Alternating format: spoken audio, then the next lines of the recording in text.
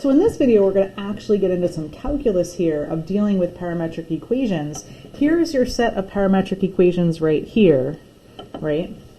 And so let's be careful when we're doing a derivative. Generally, when you're presented with a set of parametric equations, it's always written with the x function first and the y function second.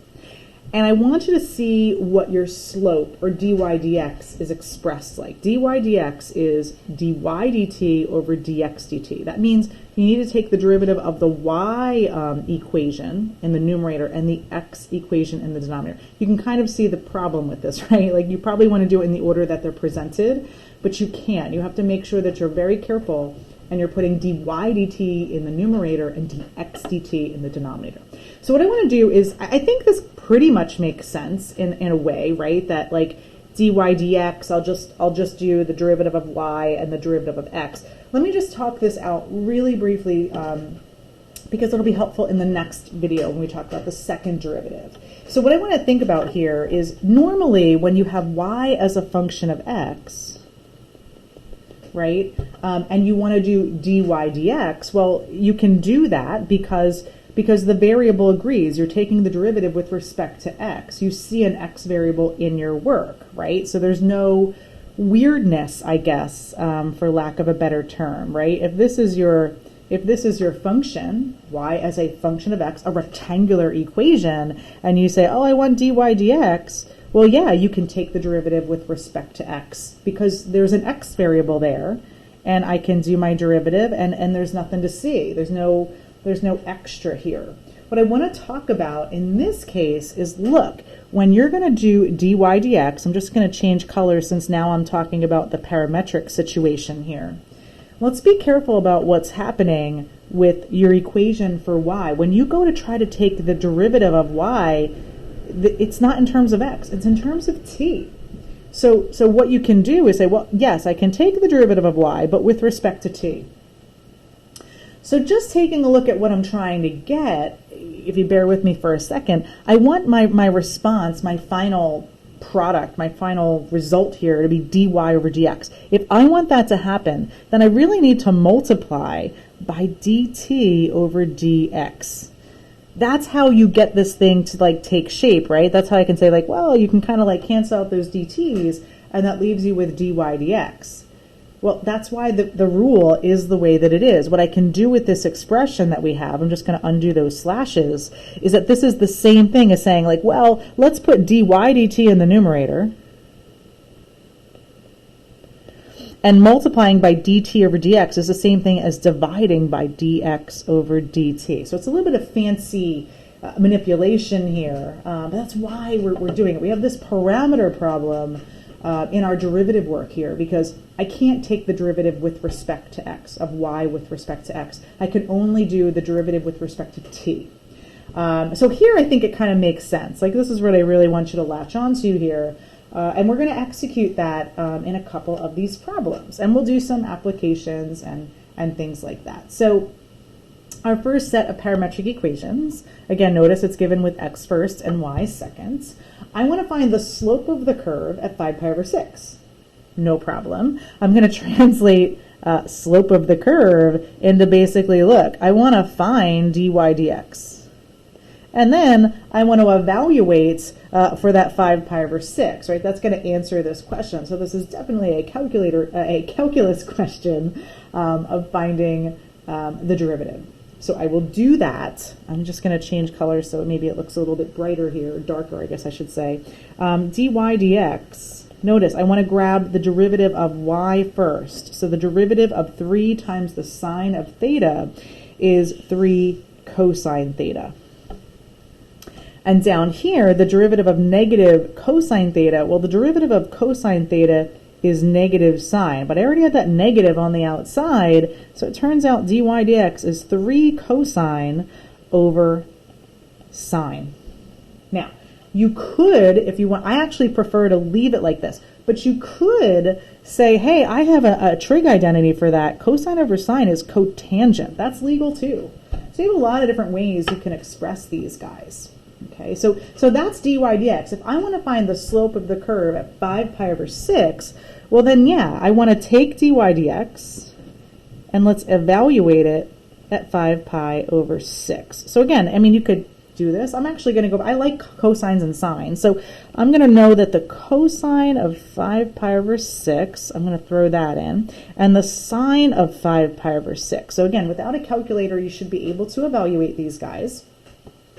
The cosine of 5 pi over 6 is negative root 3 over 2. And the sine of 5 pi over 6 is positive 1/2. So what do I have? I have negative 3 root 3 over 2 divided by 1/2. That's the same thing as negative 3 root 3 over 2 times 2 over 1. So that's negative 3 root 3. That's the value of the slope of this curve, this parametric curve at 5 pi over 6. Okay. And so here we'll take a look at the next example, which is not trig. We're back to our parametric equations with our parameter of t. And let's kind of put it all together. We're going to do what we did in the last video, where we sketch the graph and we convert to a rectangular equation and also talk about the derivative. It's good to sort of put all these things together every once in a while. So I think over here, when I want to sketch the curve, I'm going to make a table of values. I'm going to do this in a vertical presentation. I'm going to try to squeak all this in here. I don't know if I can move it over just a smidge to give myself some more room. Maybe I'll blow this up so I can see it. So I'm going to make my table of values. I'm going to do a t, an x, and a y. And you might prefer this, you know, because now you have your t and your x, y side by side like you would graph it as an ordered pair, right? If I just kind of x comma y, that shows me that ordered pair. Now again, I'm going to go back with my general idea from my Algebra 1 teacher, and she always said, like, do a couple negatives, 0, and a couple positives. And you can make up whatever you want. Now, right off the bat, when I go to try to plug this in, I have a problem with the x. The square root of negative 2 is imaginary, so I don't have an answer here. This is undefined. I can't plot imaginary numbers on the xy plane. It doesn't work. So I'm just going to have to say, look, I try to plug in a negative 2 for t, and it doesn't work. The same thing would happen if you try to plug in negative 1. The square root of negative 1 is I, and that's imaginary as well. So those are out. So it's not a bad idea. You didn't do anything wrong. You just don't get any ordered pairs. You don't plot anything. You can't plot imaginary numbers on the real xy plane. So I can get some values here for 0 and 1 and 2. So I'll just kind of do the x's here. The square root of 0 is 0. The square root of 1 is 1. Here, this is unfriendly, the square root of 2, but that's a real number. It's about 1.4. And over here, the square root of 4 is 2. Okay? So then I'm going to come at the y, and let's evaluate that as well. So let's throw all these in. I can't do the negative 1 and negative 2 because they didn't work for x. I'm going to start with a 0. And then I'll plug in a 1. So 3 times 1 is 3, minus 1 is 2. And then I'll plug in a 2. And then I'll plug in the 4. Okay, so now, like, kind of in this presentation, I sort of have everything here. Like, here's my ordered pair. I can just plot all of these, you know, as best I can. So let's go to our graph and do our best to plot this. 0, negative 1, got it. 1, 2, got it. Root 2 comma 5, I'm going to eyeball that. Root 2 is about 1.4. Do my best. Good enough, right? And then 2, 11, well, that's certainly not going to fit on my grid, but I can definitely, like, draw and connect to these dots. It's definitely not a line. It curves in some way, and you already have your orientation indicator, right? Because this was t equals 0, and this was t equals 1. Sort of like in the order that you plot them, you are showing the orientation. You need to indicate the orientation on your graph, which I have not done at this point. And it's so easy. You just kind of say, hey, I'm going in that direction. And now you have your orientation on your grid. So that's great. So it's definitely curvy. Let's see what kind of rectangular equation we get when we convert. So we go back to a normal size here. And now I'm going to convert the set of parametric equations into a rectangular equation. So I am going to do my best to eliminate the parameter. Now you can solve for t in one of the equations and plug it into the other. It does not matter which direction you go in, but honestly, I already have that circle, and that looks pretty easy to me. I can just say, look, instead of saying x equals the square root of t, right, x equals the square root of t, what I can do is say, no, that means x squared equals t. Just square both sides. So now you have a good swap for t. I'm going to eliminate the t variable in that y equation. So y was given to be 3t minus 1. Well, I don't want the t there. I want to eliminate that parameter, and I'm going to substitute it with what is equivalent to that, which is x squared. So here is my rectangular equation. I don't want to box this up right now because I need to indicate something a little weird going on in this graph. I want you to be careful here because, yes, this is curvy like a parabola, so I feel good about it. The problem is, just thinking about a parabola, it kind of looks like this. You're kind of indicating, if I just leave my answer like this, you're indicating, hey, here's what the graph is. But that's not what's going on here. I only have one side of it. So I need to indicate something of like, okay, look, this is a parabola, yes, but it's not the full parabola. It's only the one side. It's only where t is non-negative. But I don't want to put a t in here because the whole point is we're getting a rectangular equation, right? So I need to do something to add to this and say, all right, look, I want it in terms of x, not t, because I just eliminated that parameter. What I notice here is that x has to be 0 or greater. You know, here I had an x coordinate of 0 and then 1 and then 1.4. So I'm going to indicate that.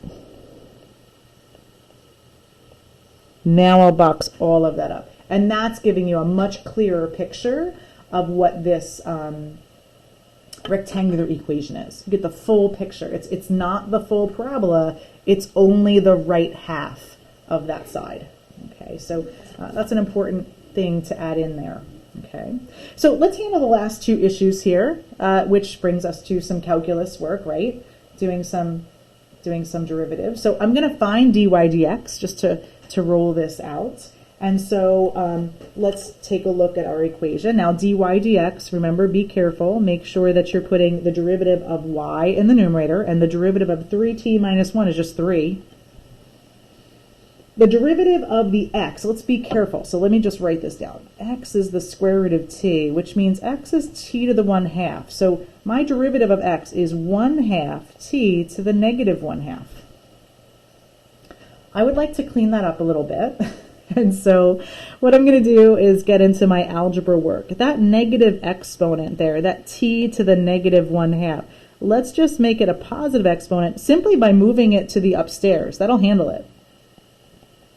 Now, I still have divided by 1/2, and math people don't like fractions and fractions, so I'm going to rewrite it as well. I'm going to say, look, I'm going to instead of dividing by 1/2, let's say we're multiplying by 2, because, well, that's true. And so you can write your derivative, your dy dx, as 6t to the 1/2 if you prefer, or you can go back to radical form. It's up to you, whatever you find better for you. But there's dy dx, you know, and it's kind of interesting. You have a set of parametric equations, so dy dx is in terms of t. So let's move on to using this dy dx, using this first derivative, which one of the applications of derivative is slope, and we're going to execute that in writing the equation of the tangent line. So find the equation of the line tangent to the curve at 2, 11. Notice I can't see that part because it didn't fit on my grid, but I can find the equation of the tangent line. Now, I imagine that the slope is going to be quite large, right? Because you see how steep it is. And so it should have a positive slope just from me eyeballing it. And let's get in there and figure it out. Now, to write the equation of a tangent line, you need 3 things. You need, I'm just going to change color to know I'm on a different problem here. You need an x-coordinate, which is awesome, they gave you, x equals 2. A y-coordinate, which they also gave you, y equals 11. And a slope, which I now know what dy dx is. It's 6 root t. The problem here is exactly that issue. The problem here is I don't know what t value to evaluate this thing for. I don't have a t value. I know that x is 2. I know that y is 11. I don't know what to do with the derivative. The derivative is in terms of t. So you could go back to your table, and just because we did it, there's nothing wrong with cheating a little bit and saying, hey, well, and t is 4. That's what gives you the ordered pair of 2 and 11, right? But let's actually solve for it, because a lot of times you wouldn't have done the graph by hand. So what you can do is just figure it out. I know that sounds, I don't know, but I'm leaving you to your own devices here, but look, y is 11. Take 11, set it equal to the equation of what defines y, and solve that equation. Add 1 to both sides, and then divide by 3. And that will tell you that t is 4. You could have chosen, the other one. It doesn't matter. You need some way of indicating, like, okay, I need to know what to plug in for t to get this slope. Now that I have that, I can actually do this, and I can say, okay, now let me take my derivative, which is 6 square root of t, and I've got a value for the slope. And now that I have that, well, now I have all 3 puzzle pieces. I have the x value, I've got the y value, I've got the slope. All I have to do is put it together. So that would bring me to y minus 11 equals 12 times x minus 2. That's an equation of a line. That is point slope form of a line. You could also write it in slope intercept form, which is how a lot of instructors want you to write it, or WebAssign. So either of those look great. Right? So we're sort of using our calculus here to answer an old Calc 1 question, the equation of a tangent line. We're just in the parametric zone.